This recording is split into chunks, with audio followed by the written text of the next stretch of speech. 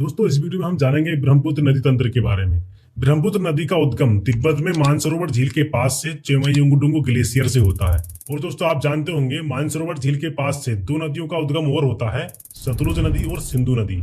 तिब्बत में ब्रह्मपुत्र नदी को सांगपो के नाम से जाना जाता है। और दोस्तों यह हिमालय के समांतर पूर्व की ओर बहती है और बृहद हिमालय की सबसे पूर्वी चोटी नामचा बरवा इसके पूर्व से घूमती है और यू टर्न लेते हुए दिहांग गोर्ज का निर्माण करती है और भारत के अरुणाचल प्रदेश में एंटर करती है। अरुणाचल प्रदेश में यह नदी दिहांग या सियांग के नाम से जानी जाती है। अरुणाचल प्रदेश के पासीघाट से यह नदी प्लेन में एंटर करती है। इसके बाद असम में इसको ब्रह्मपुत्र नदी के नाम से जाना जाता है। अरुणाचल प्रदेश और असम की सीमा पर इसकी सहायक नदी लोहित नदी इससे आकर मिलती है और इसके मिलने से ठीक पहले लोहित नदी में दिवांग नदी आकर मिलती है।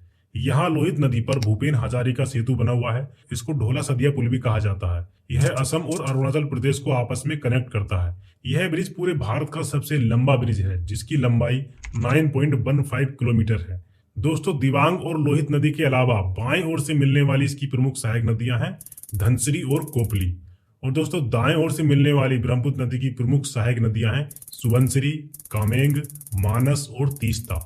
असम में ब्रह्मपुत्र नदी में एक द्वीप है माजुली नदी द्वीप, जो कि पूरे विश्व का सबसे बड़ा नदी द्वीप है। दोस्तों यह इतना बड़ा द्वीप है कि यह असम में भारत का पहला आइलैंड जिला भी है।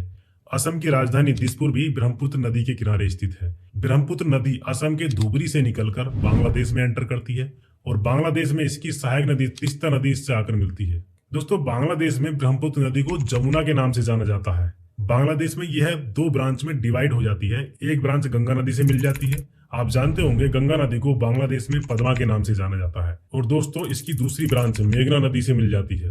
और दोस्तों फाइनली ब्रह्मपुत्र नदी तिब्बत, भारत और बांग्लादेश में अपना लगभग 2900 किलोमीटर का सफर तय करते हुए बंगाल की खाड़ी में गिर जाती है। और यहाँ पर गंगा और ब्रह्मपुत्र नदी दोनों सम्मिलित रूप से मिलकर पूरे विश्व का सबसे बड़ा डेल्टा सुंदरबन डेल्टा का निर्माण करती है।